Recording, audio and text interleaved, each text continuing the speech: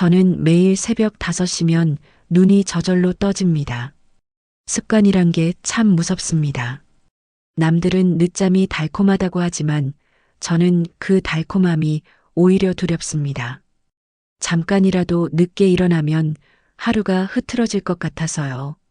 그날도 어김없이 어둠이 채 거치지 않은 새벽 공기를 가르며 시장으로 향했습니다. 비가 그친 지 얼마 안 된 길바닥엔 물웅덩이가 반짝였고 바람은 축축하게 제 볼을 스쳤습니다. 저는 늘 다니던 길을 따라 조용히 발걸음을 옮겼습니다. 그런데 그날따라 눈에 이상한 풍경이 들어왔습니다. 저 앞에서 폐지를 주워 담는 한 노인이 보였습니다. 낡은 모자 아래로 희끗한 머리칼이 보였고 허리는 활처럼 구부러져 있었습니다. 리어카에 쌓인 종이 상자를 묶는 손은 마디가 굵고 검게 그을려 있었어요.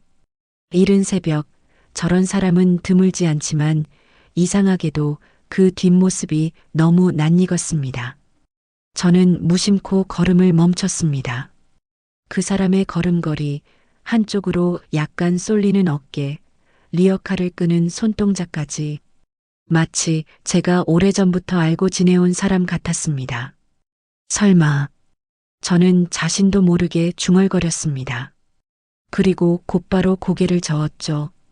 말도 안 된다고, 세상이 그렇게 우연으로 장난칠 리 없다고요. 하지만 제 가슴은 그 순간부터 이상하게 쿵쾅거리기 시작했습니다. 저는 그 사람의 뒤를 조금 더 따라 걸었습니다. 그의 발자국마다 물방울이 튀었고 고무신 밑창이 바닥을 스치는 소리가 정겹게 들렸습니다. 가로등 불빛 아래서 그의 손목에 낡은 손목 시계가 반짝였는데 그 시계는 제가 40년 전 생일 선물로 건넸던 그 모양과 너무도 닮아 있었습니다.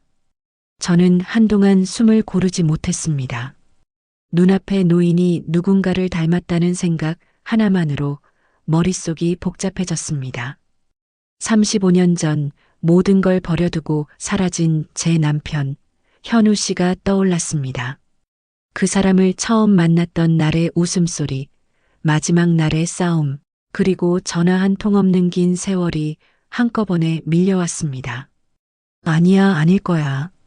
저는 스스로에게 그렇게 되뇌며 뒤로 물러섰습니다. 하지만 그 순간 리어카에 실린 폐지 더미 사이에서 바스락거리는 소리와 함께 무언가 떨어졌습니다. 그 노인은 허리를 굽혀 그것을 주워들었고 그때 잠깐 얼굴이 옆으로 돌아갔습니다. 짧은 순간이었지만 저는 그 얼굴의 윤곽을 똑똑히 봤습니다. 주름이 깊게 팬 볼, 그리고 오랜 세월 속에 지워지지 않은 눈매. 제 심장이 멎는 것 같았습니다. 그건 분명 현우 씨의 얼굴이었습니다. 저는 한동안 그 자리에 서 있었습니다. 비가 멎은 거리에서 사람 하나 없는 시장 골목이 낯설게 느껴졌습니다. 숨을 고르려 해도 가슴이 먹먹했습니다. 그 노인은 마치 아무 일도 없는 듯 조용히 리어카를 밀며 어둠 속으로 사라졌습니다. 저는 그가 떠난 자리를 한참이나 바라봤습니다. 제 손끝이 떨렸습니다. 마치 오랜 세월 동안 묻어둔 상처가 다시 터져 나오는 것 같았어요. 집으로 돌아오는 길, 저는 발걸음을 멈출 때마다 뒤를 돌아봤습니다. 그가 다시 나타날까 싶어서요. 하지만 골목은 고요했고 새벽 공기는 차가웠습니다. 집에 도착하자마자 저는 서랍 깊숙이 넣어둔 결혼사진을 꺼냈습니다. 사진 속 그는 여전히 젊고 다정하게 웃고 있었습니다. 그리고 오늘 새벽 본 그 노인의 얼굴이 사진 위에 겹쳐 보였습니다. 저는 무릎 위에 사진을 올려놓고 한참 동안 움직이지 못했습니다. 그때 깨달았습니다. 세월은 사람의 얼굴을 바꾸지만 눈빛만큼은 숨길 수 없다는 거요. 그날 이후 제 하루는 조용히 뒤집혔습니다. 시장은 더 이상 장 보러 가는 길이 아니었고 새벽은 단순한 시작이 아니었습니다. 제 마음속에서 오래된 이야기가 다시 깨어나고 있었습니다. 잊었다고 생각했던 이름이 다시 제 안에서 울리고 있었어요. 그 이름은 현우 씨였습니다. 다음 날 새벽에도 저는 잠을 잘 수 없었습니다. 전날 시장에서 본 그 장면이 머릿속에서 떠나질 않았습니다. 눈을 감으면 리어카 손잡이를 꼭 쥔 그 사람의 손이 떠올랐습니다. 그 손은 세월에 지워져 있었지만 어쩐지 낯익은 온기를 품고 있는 듯 했어요. 저는 스스로에게 수없이 말했습니다. 아니야, 그럴 리 없어. 현우 씨가 살아있다면 왜 지금껏 연락 한 번 없었겠어. 하지만 마음속 한구석에서 계속 혹시나 하는 목소리가 들려왔습니다. 그 목소리는 이성보다 훨씬 크게 그리고 따뜻하게 울렸습니다. 결국 저는 해가 뜨기 전 시장으로 다시 나갔습니다. 비는 그쳤지만 골목은 여전히 축축했습니다. 가로등 불빛이 희미하게 깜빡였고 상점 셔터 앞에 쌓인 박스들이 낯설게 보였습니다. 저는 천천히 어제의 자리를 향해 걸었습니다. 그곳에는 또다시 그 노인이 있었습니다. 오늘은 모자를 쓰지 않았는지 희끗한 머리칼이 이마까지 흘러내려 있었습니다. 그의 옆에는 커다란 포대자루와 낡은 리어카가 있었습니다. 저는 멀리서 한참을 바라보다 조심스레 다가섰습니다. 그 노인은 시장 끝쪽 무료급식소 앞에 서 있었습니다. 출입문 위에는 희망의 손길이라는 작은 간판이 달려 있었고 안에서는 봉사자들이 분주히 움직이고 있었습니다. 노인은 허리를 숙여 폐지한 다발을 안쪽 사람에게 건넸습니다. 그는 고맙다는 인사를 들으며 미소를 지었고 그 얼굴에는 이상할 만큼 따뜻한 빛이 스쳤습니다. 그 미소를 보는 순간 제 다리가 저절로 굳어버렸습니다. 그건 너무 익숙했습니다. 15년 전 제 생일날 케이크 초를 불어주며 웃던 그 미소와 똑같았어요. 저는 문턱 앞에 서서 한참을 바라봤습니다. 그의 손목엔 여전히 그 낡은 시계가 있었습니다. 저는 손끝이 저릿해졌습니다. 정말 현우 씨인가요? 제 안에서 목소리가 터져 나오려 했지만 저는 꾹 삼켰습니다. 그 순간 안쪽에서 봉사자 중 한 분이 저를 향해 다가왔습니다. 할머니, 도와드릴 일 있으세요? 저는 놀라서 고개를 저었습니다. 아닙니다. 그냥 잠시 볼 일이 있어서요. 그 말을 남기고 저는 황급히 그 자리를 벗어났습니다. 집으로 돌아오는 길에 손이 떨렸습니다. 무엇이 진실인지 도무지 분간이 되지 않았습니다. 머리로는 믿을 수 없었지만 제 가슴은 이미 대답을 알고 있었습니다. 집에 도착하자마자 저는 현우 씨의 머리카락을 떠올렸습니다. 그의 모습이 확실하다면 이 혼란을 끝내야 했습니다. 그래서 저는 다음 날 다시 급식소로 향했습니다. 이번에는 준비를 단단히 했습니다. 주머니에는 작은 봉투 하나를 넣었습니다. 봉투 안에는 가족 DNA 검사 의뢰서를 담았습니다.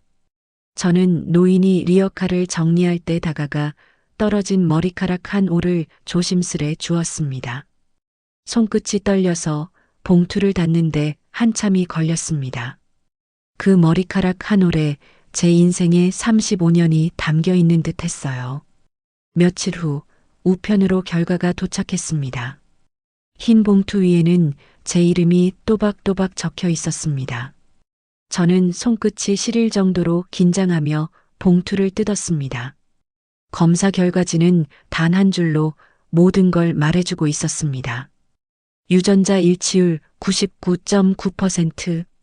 그 순간 제 눈앞이 하얗게 변했습니다. 세상이 멈춘 것 같았어요. 그토록 잊으려 했던 사람, 제 인생의 가장 큰 상처이자 사랑이었던 사람이 바로 그 노인이었습니다. 저는 봉투를 품에 안고 한참 동안 울었습니다. 눈물이 멈추지 않았습니다. 35년 동안 쌓아왔던 원망과 외로움이 한꺼번에 무너져 내렸습니다. 이제 그 사람을 향한 제 감정이 무엇인지 알 수 없었습니다.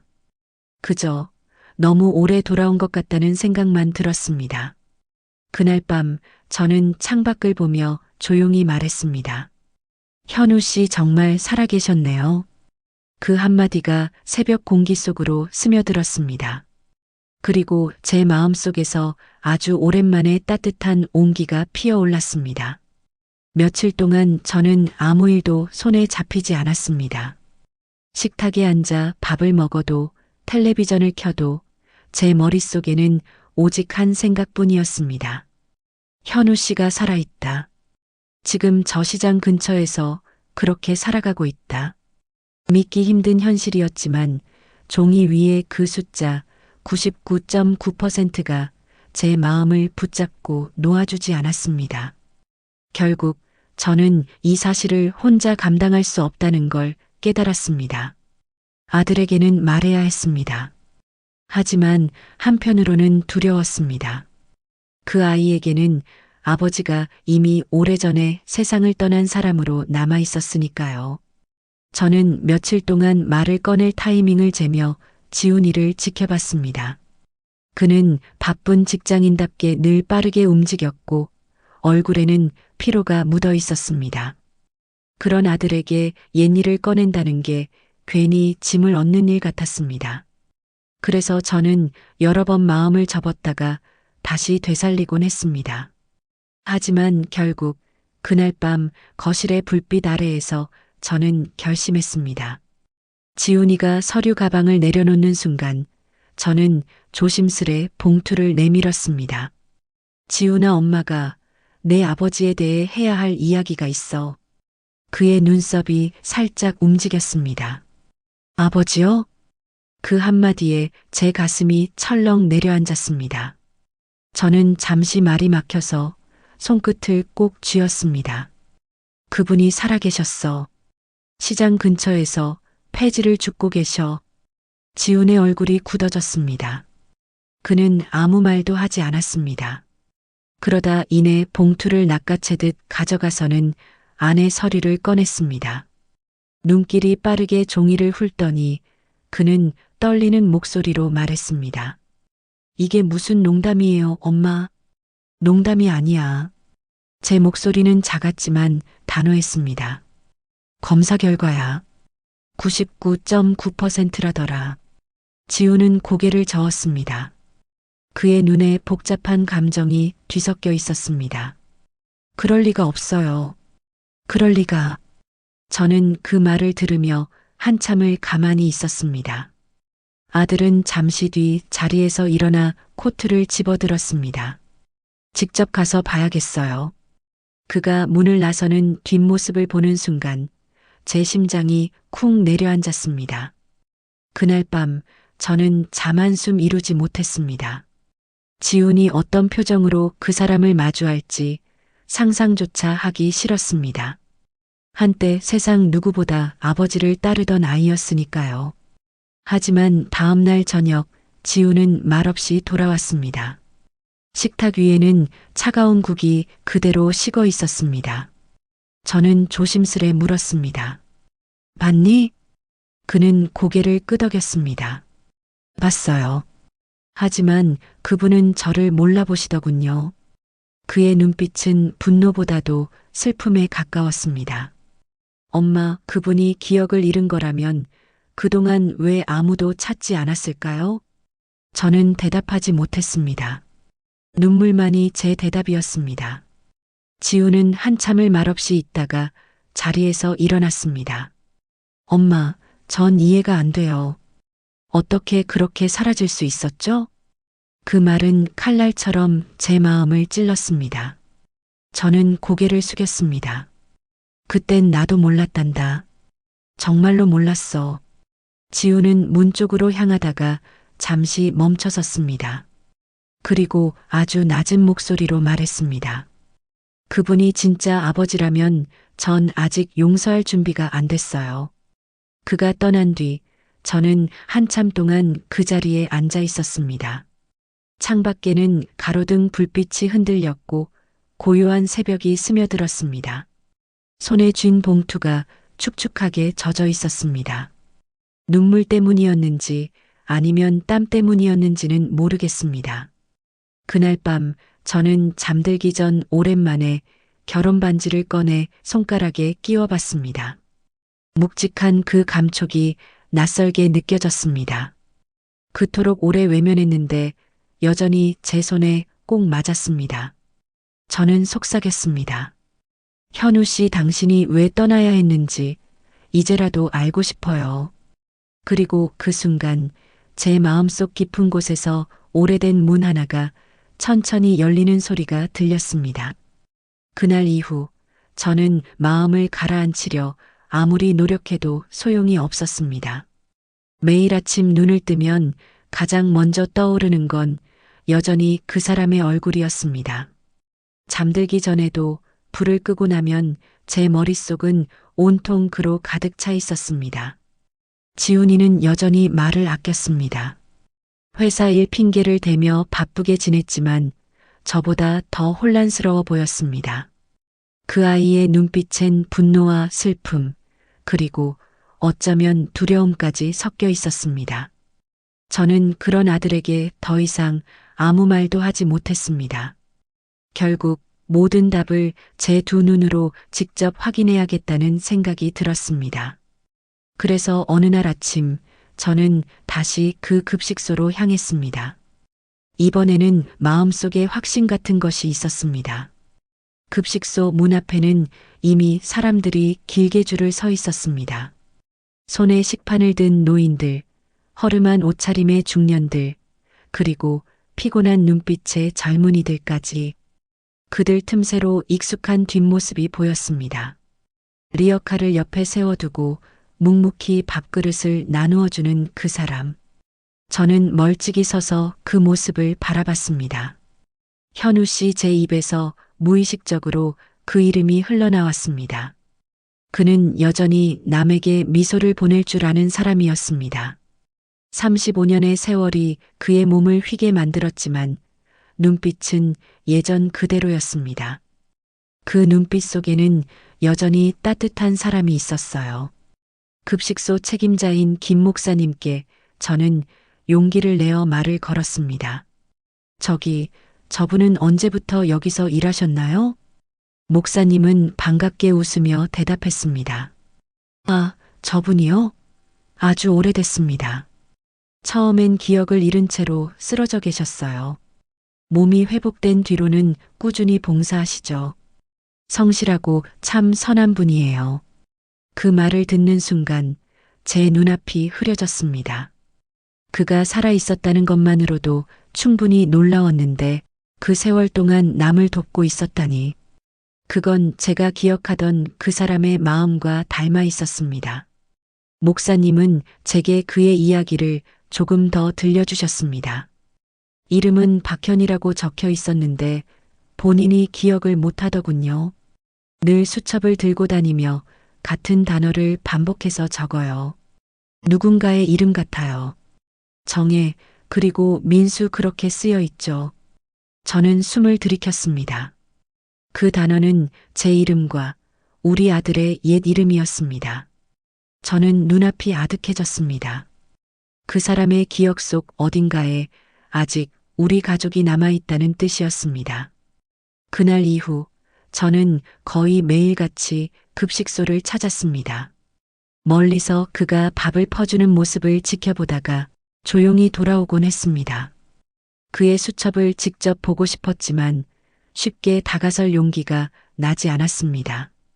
그러던 어느 날 그는 부엌 쪽으로 들어가며 수첩을 식탁 위에 두고 갔습니다. 저는 주위를 살피고 천천히 그 자리에 다가갔습니다. 수첩 표지는 낡고 가장자리가 헤어져 있었습니다. 조심스레 펼친 첫 장에는 흐릿한 글씨로 이렇게 적혀 있었습니다. 정혜, 민수, 보고 싶다. 잊으면 안 된다. 그 한 줄을 보는 순간 제 몸이 떨리기 시작했습니다. 손끝으로 그 글씨를 더듬으며 눈물이 쏟아졌습니다. 그가 우리를 잊은 게 아니었습니다.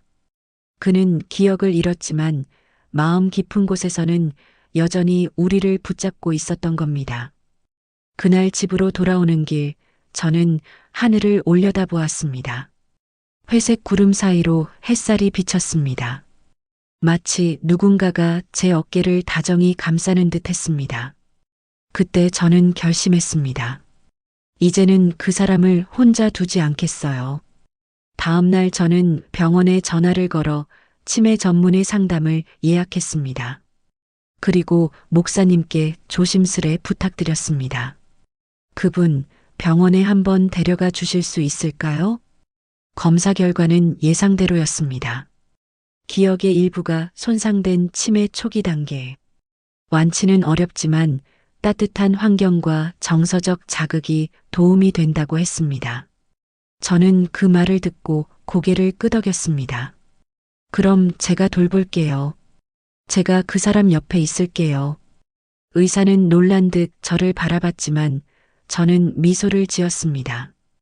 이제야 제 마음이 어디로 향해야 하는지 분명히 알았으니까요. 그날 밤 저는 오래된 장롱 속에서 결혼 반지를 꺼냈습니다. 손가락에 끼워보니 여전히 딱 맞았습니다.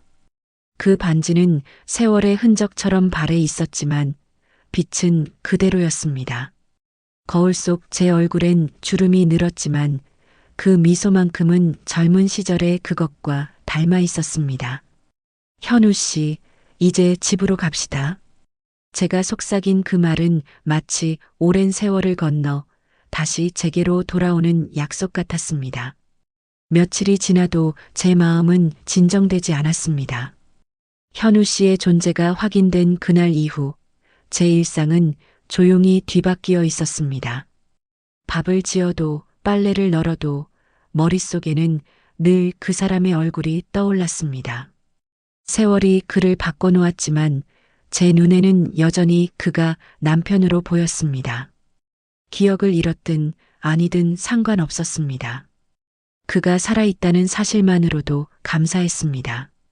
저는 병원에서 받은 진단서를 다시 펼쳐보았습니다. 치매 초기 단계. 가족 혹은 익숙한 사람과의 교류가 중요함. 의사의 말이 계속 귓가에 맴돌았습니다. 결국 저는 결심했습니다.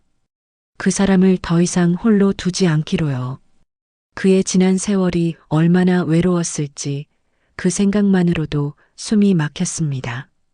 다음 날 저는 급식소를 다시 찾았습니다. 하늘은 흐렸고 찬바람이 옷깃 사이로 파고들었습니다. 안으로 들어서자 밤 냄새와 함께 사람들의 웃음소리가 들렸습니다. 그리고 그곳 한켠에서 여전히 묵묵히 식판을 나르는 그가 보였습니다. 현우 씨, 제 입에서 그 이름이 저절로 흘러나왔습니다. 그는 고개를 들고 저를 바라봤습니다. 잠시 동안 눈이 마주쳤지만 그는 제게 미소만 지었습니다. 마치 처음 보는 사람을 대하듯 따뜻하지만 낯선 미소였습니다. 혹시 잠깐 이야기 좀 나눌 수 있을까요? 제가 조심스레 물었습니다. 그는 어리둥절한 표정으로 고개를 갸웃했지만 이내 손에 묻은 국물을 닦고 제게 다가왔습니다. 그래요. 어디로 가면 될까요? 급식소 밖으로 나오자 겨울바람이 그의 흰 머리카락을 흩날렸습니다. 저는 떨리는 손으로 가방 안에 서류를 꺼냈습니다. 병원에서 검사를 받으셨잖아요. 기억을 조금이라도 되찾을 수 있을지 모른대요. 그는 놀란 듯 저를 바라봤습니다. 제가요? 병원을 다녀왔다고요? 예, 며칠 전 목사님이 함께 가주셨잖아요. 아, 그런가요? 그는 잠시 생각에 잠기더니 천천히 고개를 끄덕였습니다. 그런데 왜 이렇게까지 신경을 써주시죠? 그의 물음에 저는 순간 말이 막혔습니다. 입술이 바짝 말라붙었습니다. 그냥 닮으셨어요. 제가 아는 분이랑요. 그는 잠시 저를 바라보다가 잔잔히 웃었습니다. 그렇군요. 그래도 고맙습니다.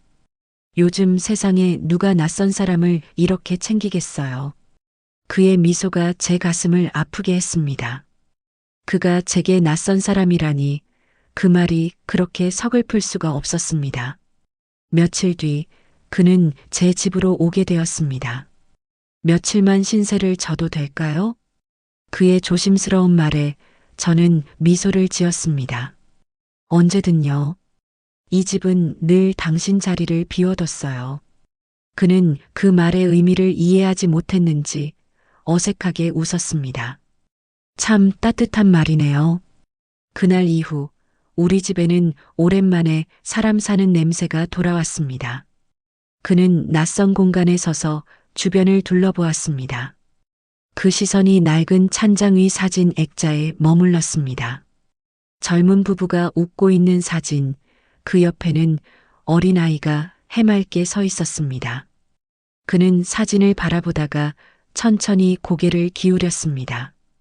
이 사람들 참 행복해 보이네요. 저는 대답 대신 고개를 끄덕였습니다. 그렇죠. 참 많이 사랑했던 사람들이에요. 처음 며칠은 어색했습니다. 식탁에 마주 앉으면 숟가락 소리만 들렸고 서로의 눈을 피하듯 조용히 밥을 먹었습니다. 하지만 시간이 지나면서 조금씩 변했습니다. 그는 아침마다 창가에 앉아 새소리를 듣곤 했고 저는 그 옆에서 커피를 내리며 조용히 시간을 보냈습니다. 이 집 냄새가 이상하게 익숙하네요. 그가 그렇게 말할 때마다 저는 미소를 지었습니다. 그 말 한마디가 마치 기억나네요처럼 들렸거든요. 어느 날 밤 잠이 오지 않아 그의 방 문 앞을 지나는데 안에서 희미한 불빛이 새어나왔습니다. 살짝 문을 열어보니 그는 낡은 수첩을 펼쳐놓고 있었습니다. 그의 손끝이 떨리며 글자를 따라가고 있었어요. 그리고 아주 작은 목소리로 거의 속삭이듯 중얼거렸습니다. 정혜민수. 그 순간 제 심장이 멎는 줄 알았습니다. 그가 부르는 그 이름 민수. 지금은 지훈이라 불리는 우리 아들의 옛 이름이었습니다. 저는 문 뒤에 서서 손으로 입을 막았습니다. 눈물이 뺨을 타고 흘러내렸습니다. 그의 기억 속 어딘가에 아직도 민수가 남아있다는 사실이 믿기지 않았습니다. 시간이 흘러도 이름이 바뀌어도 아들을 향한 그의 사랑은 지워지지 않았던 겁니다. 저는 그 자리에서 조용히 중얼거렸습니다. 그래요, 그 아이는 이제 지훈이에요. 하지만 당신의 민수이기도 하죠. 그때 제 안에서 오랜 세월 동안 닫혀있던 문이 살짝 열렸습니다. 그 문틈 사이로 희미한 빛이 들어왔습니다. 그건 아마도 용서의 빛이었을 겁니다. 며칠 뒤 지훈이가 집에 들렀습니다. 엄마, 아버지 상태는 좀 어떠세요? 그의 말투에는 여전히 망설임이 섞여 있었습니다. 조금씩 나아지고 있어. 많이 편안해 보이셔. 지훈은 잠시 침묵하다가 조용히 말했습니다. 그분이 저를 알아볼까요? 저는 그 눈빛을 바라보며 고개를 저었습니다. 아직은 아니야. 하지만 마음은 알아볼 거야. 그날 밤 저는 혼잣말처럼 속삭였습니다. 현우 씨, 당신이 기억을 다 잃어도 제 마음은 여전히 그때 그대로예요. 방 안에는 고요가 흘렀습니다. 그 고요 속에서 저는 아주 작지만 분명한 희망을 느꼈습니다. 그 희망은 새벽녘의 바람처럼 차갑지만 따뜻했습니다. 그날은 유난히 바람이 거셌습니다. 빨래를 거들어 베란다에 나갔다가 하늘을 올려다봤습니다. 구름이 빠르게 흘러가고 있었어요. 그걸 바라보는데 이상하게 불안했습니다. 바람 소리 속에 무언가 오래 묻어둔 이야기가 깨어나는 듯한 기분이 들었습니다. 며칠째 현우 씨의 건강이 좋지 않았습니다. 아침이면 심하게 기침을 했고 밥도 전처럼 잘 먹지 못했습니다. 몸이 좀 안 좋으신가 봐요. 병원에 다시 가보셔야겠어요. 제가 걱정스레 말하자 그는 미소를 지었습니다. 괜찮아요. 이런 날엔 그냥 가만히 있는 게 낫죠. 그의 눈가에는 피로가 짙게 배어 있었습니다. 점점 그가 예전보다 조용해졌습니다. 말수도 줄고 종일 창가에 앉아 수천만 바라보았습니다. 하루는 제가 조심스레 물었습니다. 무슨 생각을 그렇게 하세요? 그는 한참 동안 대답하지 않다가 작은 목소리로 말했습니다. 기억이 조금씩 돌아오는 것 같아요. 그 말에 저는 숨이 멎는 줄 알았습니다. 정말요? 뭐가 기억나세요? 그는 고개를 숙인 채 입술을 떨었습니다. 무서운 일들이요. 그날 밤 저는 잠을 이루지 못했습니다. 그의 수첩이 자꾸 떠올랐습니다. 결국 새벽녘에 조심스레 그의 방문을 열었습니다. 책상 위에는 수첩이 펼쳐져 있었고 그 옆에는 낡은 봉투 하나가 놓여 있었습니다. 정혜에게 전하지 못한 편지라고 쓰여 있었습니다. 손이 떨렸습니다. 저는 천천히 봉투를 열었습니다. 편지 속에는 굳은 필체로 이렇게 적혀 있었습니다. 정혜에게 이 편지를 읽을 수 있을지 모르겠다.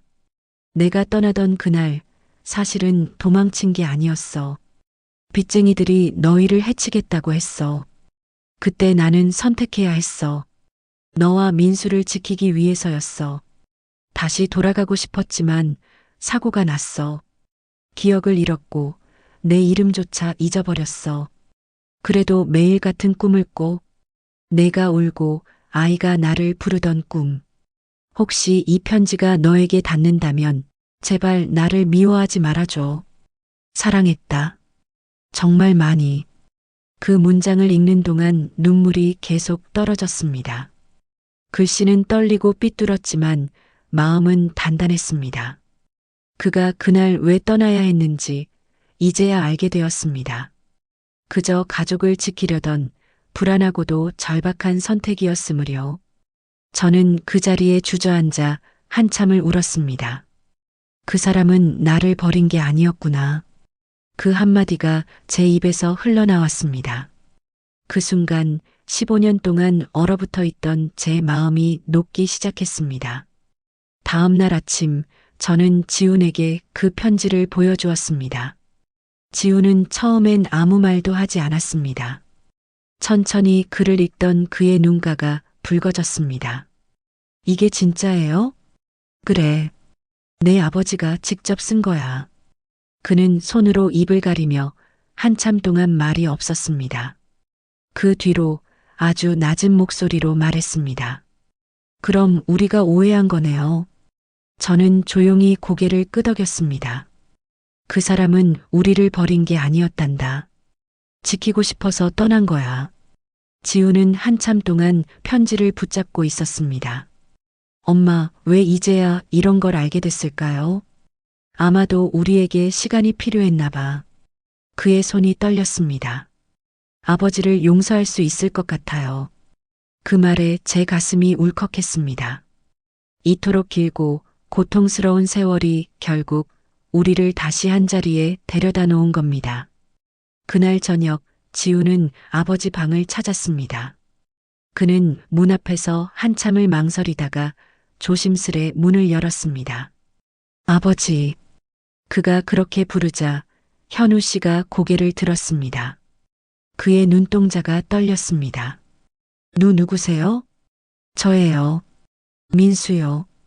지우는 잠시 망설이다가 덧붙였습니다. 지금은 이름이 바뀌었어요. 지훈이에요.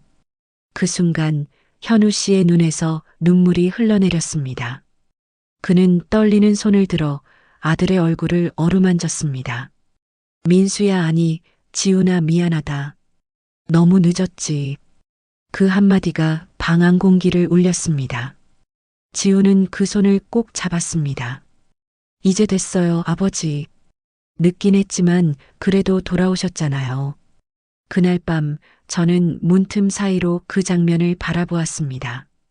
두 사람의 손이 맞잡힌 그 모습이 마치 세월을 거슬러 올라가는 것 같았습니다. 오랜 시간 서로를 향해 닫혀있던 마음이 그 짧은 순간에 열리고 있었습니다. 눈물이 차올랐지만 저는 웃었습니다. 오랜 세월의 원망이 사랑으로 바뀌는 그 모습을 지켜볼 수 있었으니까요. 그날 이후 집안에는 다시 웃음소리가 들리기 시작했습니다. 식탁 위에는 세 사람의 밥그릇이 놓였고 저녁마다 대화가 오갔습니다. 현우 씨는 여전히 모든 기억을 되찾진 못했지만 마음만큼은 점점 따뜻해지고 있었습니다. 그의 눈빛 속에는 이제 외로움 대신 평화가 깃들어 있었습니다. 그리고 그날 저는 깨달았습니다. 사랑은 잊히는 게 아니라 잠시 길을 잃는 것뿐이라는 걸요. 그날 밤은 이상하리만큼 조용했습니다. 바람 한 점 없는 겨울밤이었고 달빛이 희미하게 방 안을 비추고 있었습니다. 벽시계의 초침 소리만이 또박또박 귓가를 때렸습니다. 저는 잠을 이루지 못하고 있었습니다.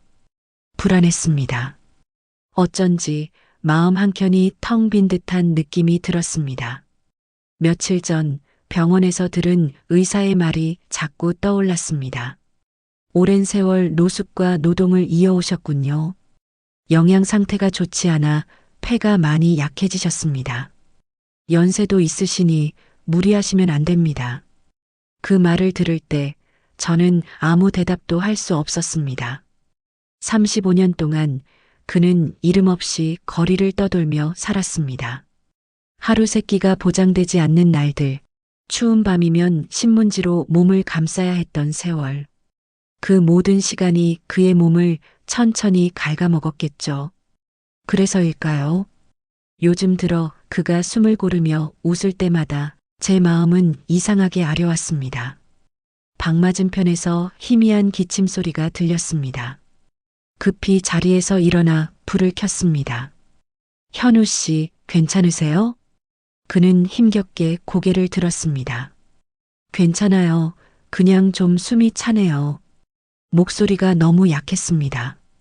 손등 위에 핏줄이 도드라져 있었고 얼굴빛은 창백했습니다. 저는 서둘러 약을 건네며 물을 따라드렸습니다. 그는 약을 삼키고 나서 미소를 지었습니다. 이젠 약도 참 맛이 없네요. 저는 웃어야 할지 울어야 할지 몰랐습니다. 그의 말에는 묘한 체념이 담겨 있었어요. 내일 병원에 다시 가요. 의사 선생님께 말씀드려야겠어요. 제가 다급히 말하자 그는 고개를 저었습니다. 괜찮아요. 나 이제 병원 냄새는 싫어요. 그가 제 손을 잡았습니다. 그 손은 얼음처럼 차가웠습니다. 정혜 씨, 오늘은 그냥 옛날 얘기 좀 해요. 그 말에 제 눈가가 젖었습니다. 저는 의자에 앉아 조용히 그 시절의 이야기를 꺼냈습니다. 우리 처음 만난 날 기억하세요? 장마철이었어요. 당신이 우산을 씌워줬는데 오히려 본인이 다 젖었잖아요. 그는 눈을 감은 채 미소를 지었습니다. 그랬죠. 참 바보 같았어요. 그날 당신이 웃으면서 그랬죠.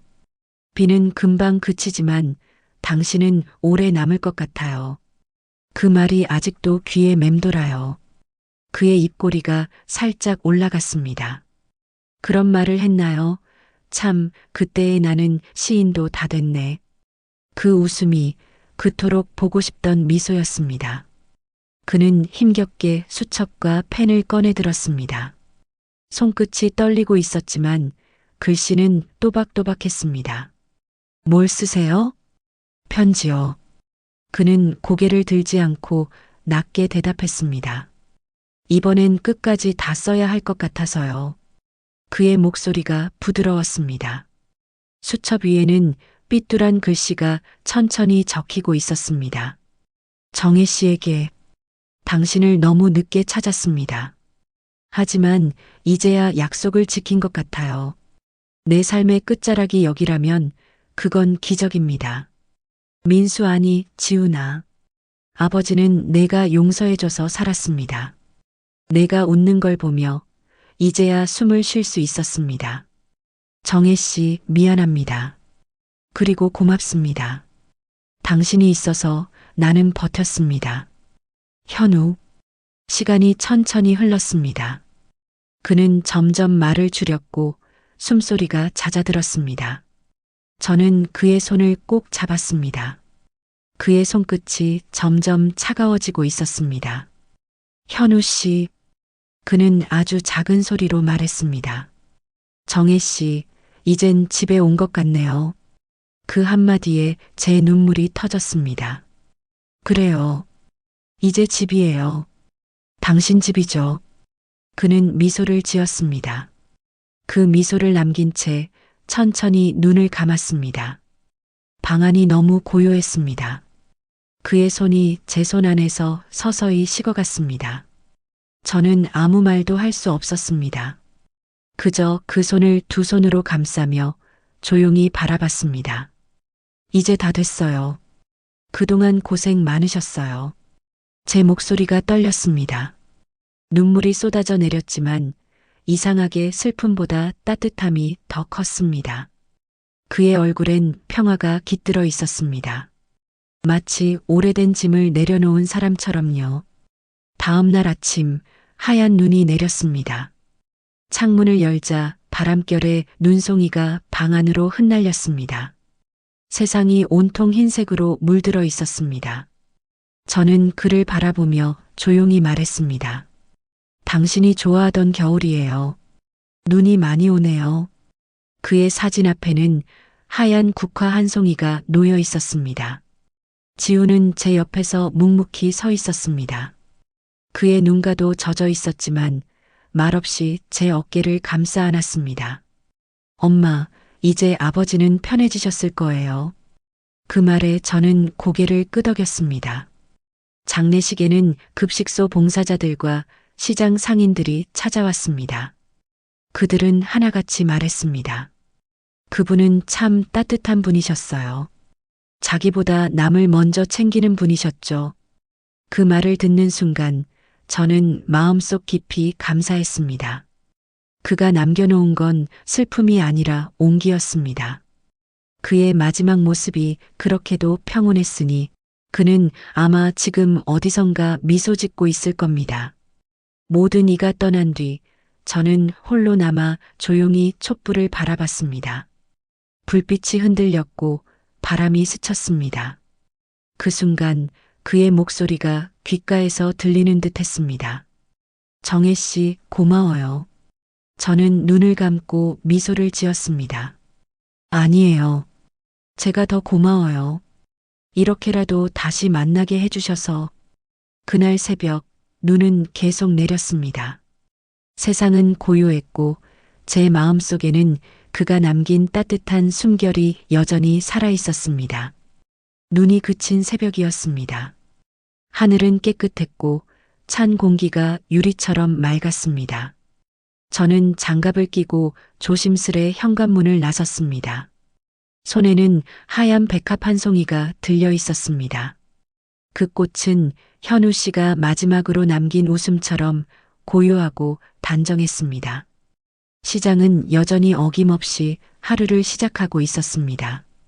트럭이 짐을 내리고 상인들이 천막을 펼쳤습니다.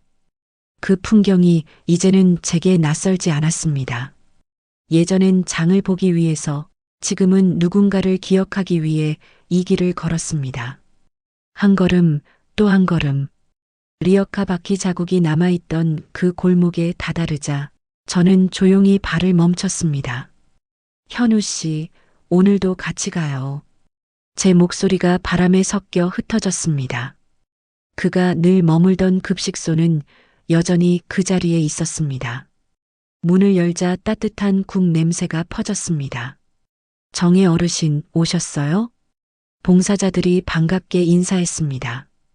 저는 미소로 답했습니다. 네, 오늘은 제가 국을 퍼드릴게요.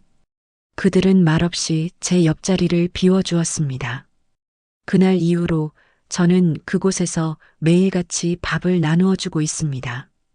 그릇을 건네며 사람들의 손을 잡을 때면 현우 씨의 손이 느껴지는 것 같습니다. 따뜻하고 거칠고 그러나 늘 다정했던 그 손. 사람들이 제게 고맙다고 말할 때마다 저는 웃습니다. 저도 고맙습니다. 덕분에 다시 살아요. 그건 진심이었습니다. 지훈이는 이제 자주 찾아옵니다. 퇴근길에 들러 함께 밥을 나르고 저를 집까지 바래다 줍니다. 엄마, 아버지가 이 모습 보면 참 좋아하셨을 거예요. 그 말에 저는 조용히 고개를 끄덕입니다. 응, 아버진 지금도 보고 계실 거야. 지우는 미소 지으며 하늘을 올려다봅니다. 그 눈빛 속에는 이제 어린 시절의 상처가 없었습니다. 대신 오랜 기다림 끝에 피어난 평화가 있었습니다. 하루는 봉사를 마치고 돌아오는 길, 시장 골목에서 멈춰 섰습니다. 노을이 내리고 먼지 냄새와 함께 빛이 흩어졌습니다. 리어카 하나가 천천히 지나가고 있었습니다. 그 위엔 낡은 상자 대신 꽃이 실려 있었습니다. 그 광경이 어쩐지 낯익었습니다. 저는 잠시 눈을 감았습니다. 그의 모습이 떠올랐습니다. 리어카를 끌며 조용히 미소 짓던 사람, 세상에 아무것도 남기지 않았지만 모든 걸 남기고 간 사람. 집에 돌아와 불을 켜니 거실 책장 위에 작은 액자가 눈에 들어왔습니다. 사진 속 그는 여전히 젊고 다정하게 웃고 있었습니다. 그 옆엔 손으로 적은 글귀가 놓여 있었습니다. 사랑은 끝나도 마음은 남는다. 그 문장은 제가 쓴 것도 그가 쓴 것도 아니었습니다. 세월이 우리 둘에게 남긴 약속 같았습니다. 저는 창문을 열고 하늘을 바라봤습니다. 밤하늘은 맑았고 별 하나가 또렷하게 빛나고 있었습니다. 현우 씨, 오늘도 눈이 참 예뻐요. 당신이 좋아하던 겨울이네요. 바람이 살짝 불었고 커튼이 흔들렸습니다. 그 바람이 제 뺨을 스쳤습니다. 그건 분명 그의 손길이었습니다.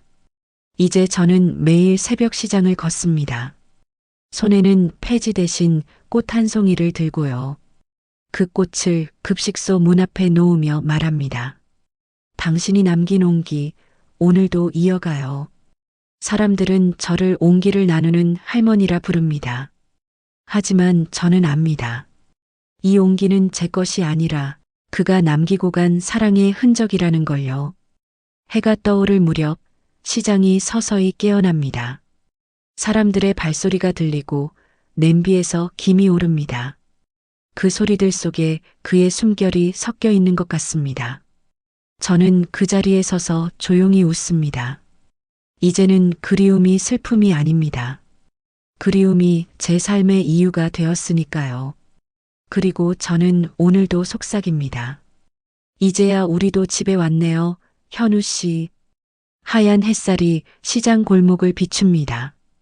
그 빛 속에서 저는 다시 미소 짓습니다. 그의 사랑이 제 삶을 환하게 비추는 아침이었습니다. 마음에 드셨다면 구독과 좋아요 부탁드립니다. 더 좋은 영상으로 찾아뵙겠습니다. 시청해 주셔서 감사합니다.